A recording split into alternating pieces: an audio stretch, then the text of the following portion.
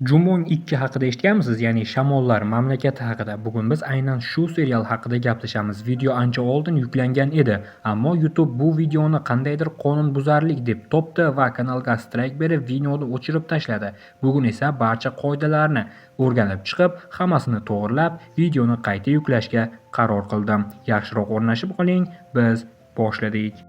Bu loyiha 2008-yilda Janubiy Koreyada efirga uzatilgan va mashhur tarixiy qahramon Goguryeo podshosi Daimuchin, ya'ni Muhyul hayotiga asoslangan. Serial koreys yozuvchisi Kim Jin tomonidan yaratilgan mashhur asar asosida ishlangan bo'lib, uning ildizi yanada chuqurroq qadimgi Samguk-sagi tarixiy manbalarga borib taqaladi. Demak, bu oddiy dramatizatsiya emas, balki real tarixiy shaxs hayotining badiiy talqini ekanligini faktlar aytib turibdi. Voqealar Goguryeo davlatining asoschisi Jumongdan keyingi davrda sodir bo'ladi. Tarixiy manbalarga ko'ra, Muhyul miloddan avvalgi 18-yilda tug'ilgan va keyinchalik Goguryoning 3-hukmdori bo'lgan. U hukmdorlik qilgan davr davlatning hududining kengayishi va harbiy kuchayishi bilan ajralib turadi. Serial ham aynan shu murakkab davrni dramatik shaklda ko'rsatgan, ya'ni siyosiy intriga, taxt uchun kurash, bashorat tufayli yuzaga kelgan qo'rquv va shaxsiy fojia. Syujet markazida bir bashorat turadi. Muhyul ota-onasining o'limiga sabab bo'ladi degan gap saroyni larzaga soladi. Tarixda bu voqea aynan serialdagidek dramatik yozilmagan, lekin Goguryeo sulolasi ichida hukumat kurashlari bo'lgani bir nechta faktlarda keltirilgan. Serial shu tarixiy ziddiyatni kuchaytirib, shaxsiy tragediyaga aylantiradi. Muhyul obrazi shu sabab juda murakkab hisoblangan. U tug'ilgandan boshlab qo'rquv va siyosiy shubha ichida ulg'ayadi. Bu jihatdan tarixiy dramaga psixologik og'irlik beradi. Bosh rollarni Janubiy Koreyaning kuchli aktyorlaridan biri Son Il-guk ijro etgan. Ya'ni hammamiz bilgan o'sha Jumong. Shamollar mamlakatida esa bu butunlay boshqa tipdagi hukmdorni yaratgan, ichki azob chekadigan, sovuqqon, lekin strategik fikrlaydigan shoh. To'g'ri, Jumong serialda ham shunday og'ir xarakterni ko'rsatgan edi, ammo bu serialda uning zimmasiga yanada katta yuk topshirilgan. Tanqidchilar uning bu rolni Jumong obrazidan ham murakkabroq deb baholashgan, lekin men bunday deb o'ylamayman. To'g'risi, Jumong obrazi kuchliroq edi menimcha. Tanqidchilarning bunday o'ylashiga asosiy sabab esa bu yerda qahramon faqat jasur emas, balki ichki ziddiyatlarga to'la inson sifatida tasvirlanadi.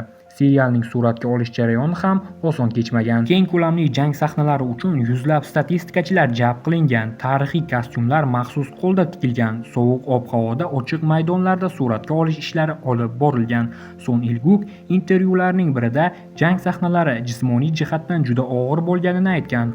Og'ir zirhlar, uzoq davom etgan ot ustidagi sahnalar va real effektlardan foydalanish aktyorlar uchun juda ham katta sinov bo'lgan. Serialning epik ko'rinishi aynan shu mehnat tufayli ishonarli chiqqan.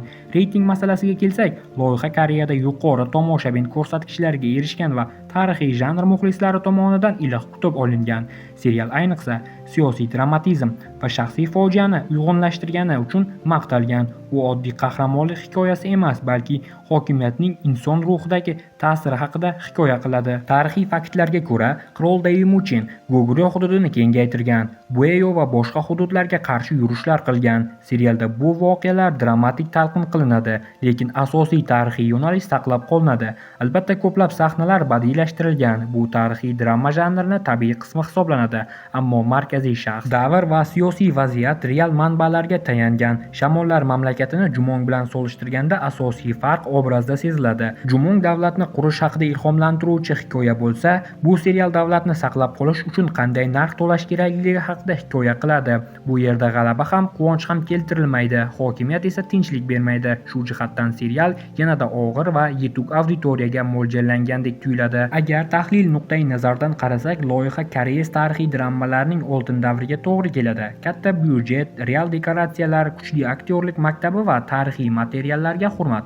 Bularning barchasi serialni o'z janrida mustahkam o'ringa qo'ygan. Shamollar mamlakati bu shunchaki Jumong serialining davomi emas, bu merosning og'irligi, taxtning sovuqligi va hokimiyatning yolg'izligi haqida hikoya qiladi.